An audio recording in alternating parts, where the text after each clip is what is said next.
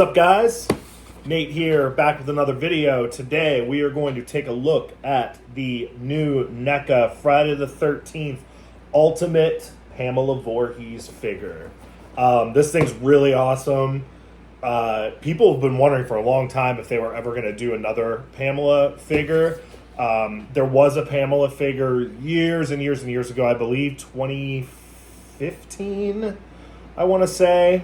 I think it was 2015. It was a Comic-Con exclusive figure. She actually came with a little tiny child Jason figure, which, much like this, until now, that's the only existing, or that's the only time that young Jason has been done in an official figure form.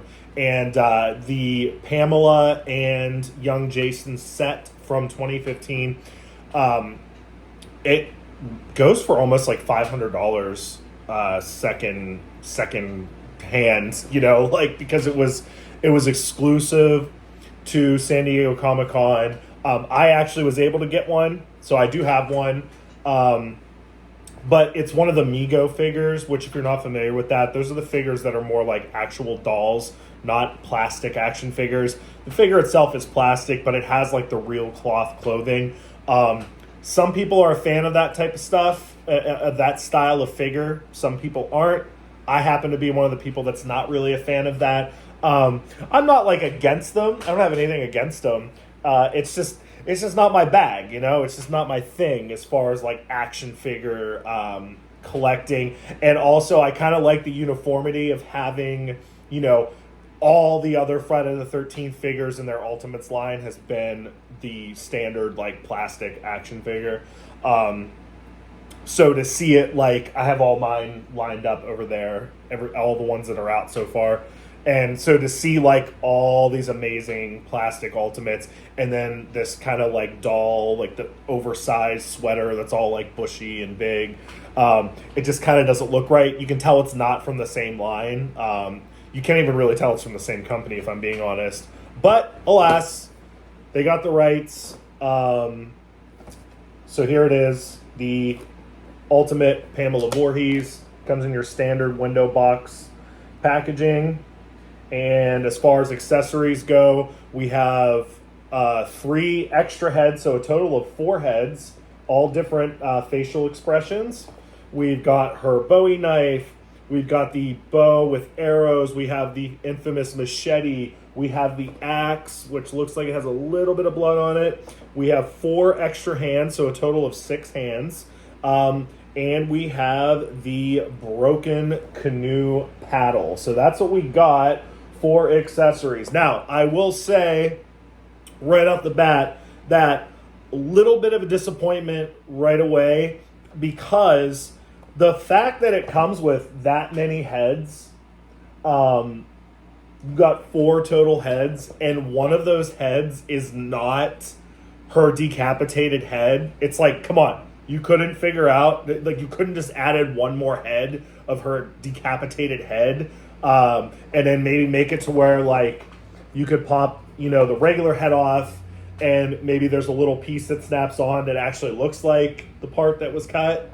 That way you could put her arms up in the air like that. That would be a really cool pose to do with this. I was surprised and disappointed that one of these 4 heads is not the decapitated head. But who knows? With NECA, you never know. They could be doing like an accessory pack later on. Maybe someday we'll get an Alice figure. Maybe someday we'll get a figure of Adrian King's character, and there'll be like an ultimate set. So, but without further ado, let's get this guy open, see what it's all about. So here she is out of the box, and I gotta say, I love the sculpt. It is very dead on for Betsy Palmer. Rest in peace. I got to meet her twice when she was still around and did the convention circuit for a while there. She's such a sweetheart, such a sweet lady. Yeah, so accuracy, spot on. The sweater looks great. The pants, the boots, everything on this is really perfect. Then we've got our different heads here, and all the heads look great as well. They said they've all just got slightly different variations of that crazy face that she makes in that movie. We have the machete, which in turn is the machete that Alice uses to decapitate her. We have the broken canoe paddle, which she uses as a weapon. We've got the bow and arrow, which we never really see. That's really cool, actually. It's a real string there. Never really quite see in the film, but we know she has it. Well, I think you can actually shoot this. That's awesome. Yeah, you can actually shoot this. You're probably not supposed to, but it works. It's a functioning bow. You got the arrows here. Really cool. And the axe, which is which would be the axe that